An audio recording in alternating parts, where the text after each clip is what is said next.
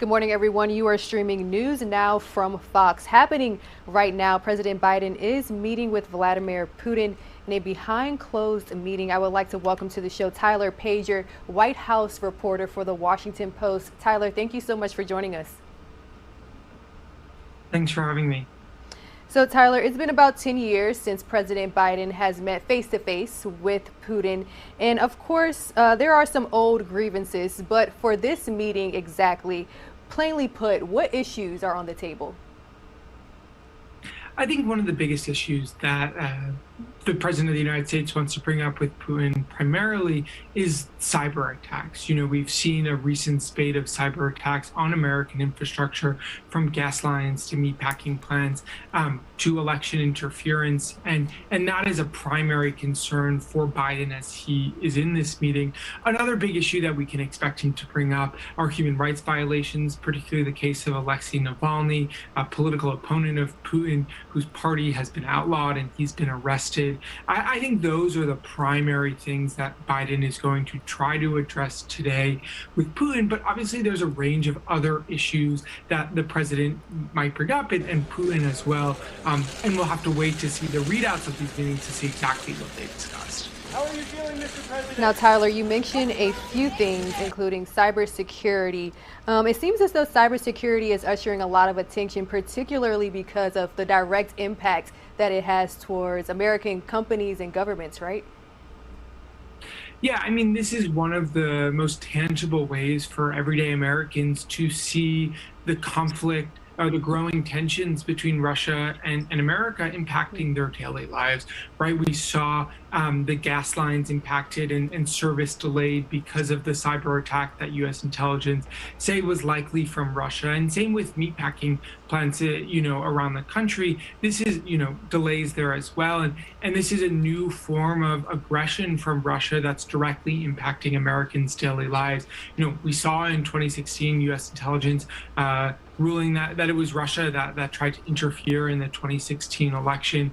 And now we're seeing those type of activities applied to American infrastructure and operations that make the American economy go. And so I think that is a primary concern for the U.S. as it deals with the growing tensions with Russia.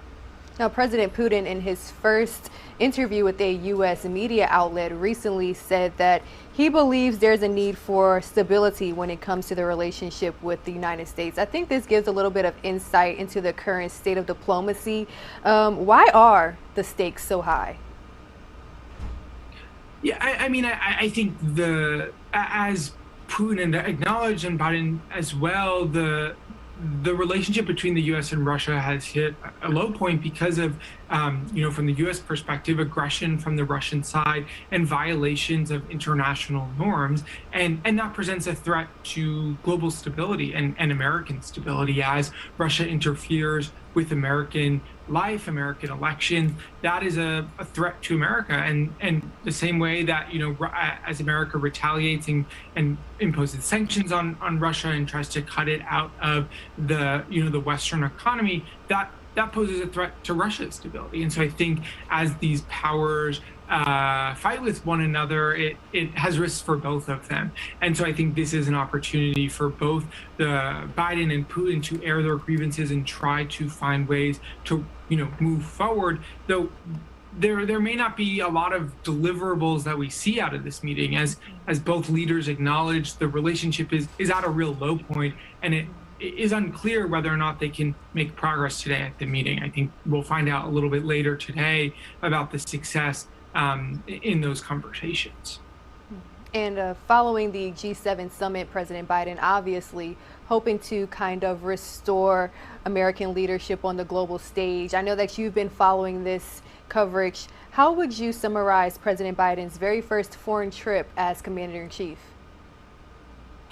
Yeah, so this foreign trip was all about Biden trying to reassert America's global leadership in these multilateral institutions. Biden is someone that has more than 3 decades of experience working in foreign policy as the chairman of the Senate Foreign Relations Committee, then as vice president to Barack Obama, he traveled the world to meet with these leaders and engage with these institutions.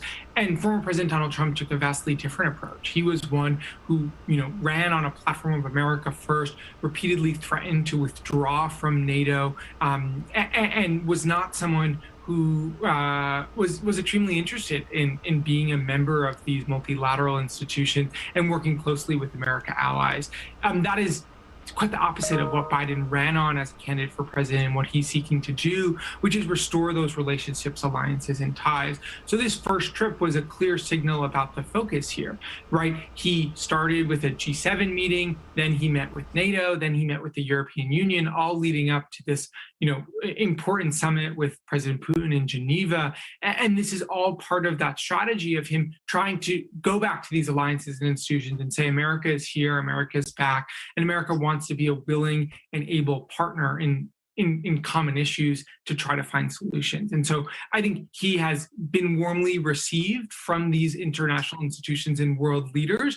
But now, they have to deliver. They have to, make policy or find common ground to show that these alliances can work for people. And I think that is part of the broader theme that Biden is trying to hammer home here, which he's talked about, this competition between democracies and autocracies. And so as these democracies gathered in Cornwall, England, and then in Brussels, Biden said we need to show the world that democracies can work as this growing competition with Russia and China and autocracies more general. And so he's been very intentional about speaking to that idea and trying to show the American people and the world that democracies work and they can deliver for the people that they serve. How are you feeling? All right, Tyler Pager, White House reporter for the Washington Post. Thank you so much for joining us and offering your insight.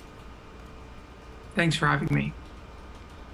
All right, I do want to bring you all back out to Geneva right now for this live image.